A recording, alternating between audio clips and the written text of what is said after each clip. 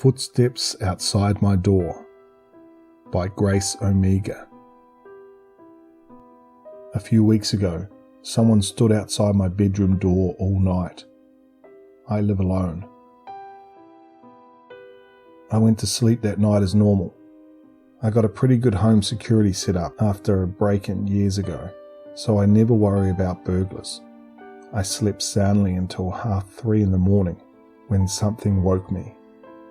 It was the squeak of footsteps in the hallway outside, approaching slowly. I quickly ran through all the possible explanations for this: a dream, the house settling, my imagination, and arrived at the only one that made sense. Someone was in my house, and they were rapidly approaching my bedroom door. I sat up straight in bed, every nerve in my body thrumming, and listened as the footsteps reached my door, then stopped. I waited for the squeak of the handle, but it didn't come.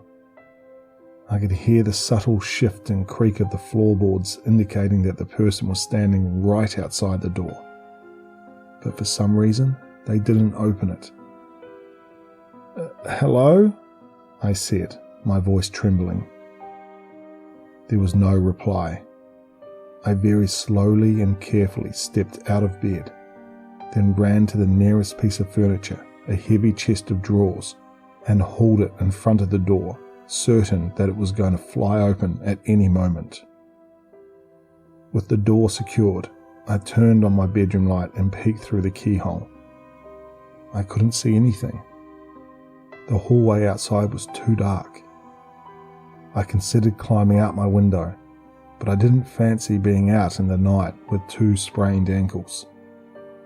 So, I sat on my bed in the dark, staring at the door, listening to the creaking of the floors as the person on the other side shifted their weight. When dawn finally came, it seemed to take twice as long as normal. I looked through the keyhole again. There was nothing there. There was no sign of the intruder anywhere else in the house, and the police found no evidence of a break-in. After a week of sleeping with my door barricaded and the lights on, I started to rest easy again. Then, the footsteps came back. This time, I decided I was going to just open the door and confront the asshole. I had my hand on the handle, tensing to push it and shove the door open, when I stopped. I had heard a sound from the other side of the door, a sharp intake of breath. It was an excited, anticipatory sound, like someone who had just gotten a whiff of a delicious meal.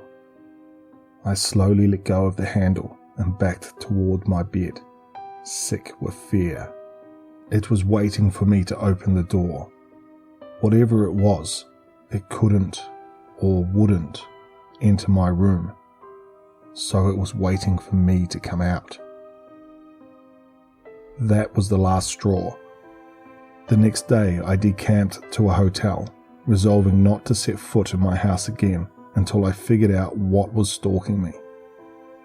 I spent the day in my new room, researching supernatural and paranormal creatures, beings like vampires, who need to be invited across thresholds. As night fell, I started to feel more and more nervous. Every time someone walked past my room, I sat up and listened intently, my heart pounding, until the footsteps passed my door. I had avoided going outside, fearful of being chased through the long hotel corridors by whatever was following me, and I was starting to get hungry. I ordered room service and went to the bathroom, anticipating my gourmet cheeseburger, delivered by a nighttime visitor I wouldn't have to be afraid of this time. That's when I heard the footsteps, coming from inside my room. They walked calmly to the bathroom door, a sliding door with no lock, and stopped. Now, I was trapped in a space the size of a closet, surrounded by cold tiles and harsh fluorescent lights. If my theory was correct, I was in for a long, uncomfortable night. If I was wrong, there was nothing to stop my stalker from wrenching the door open. Then there was a knock at the door, the hotel room door, and I heard a voice. "Sir, room service." My blood ran cold. Should I say something? What would happen if the hotel staff entered the room? Another knock. "Sir?" "Don't come in," I shouted. "Is something wrong?" The creature outside the door shifted. "Everything's fine. Stay out there." I must have sounded sufficiently panicked, because the next thing I heard was the hotel room door click open as the employee swiped his card.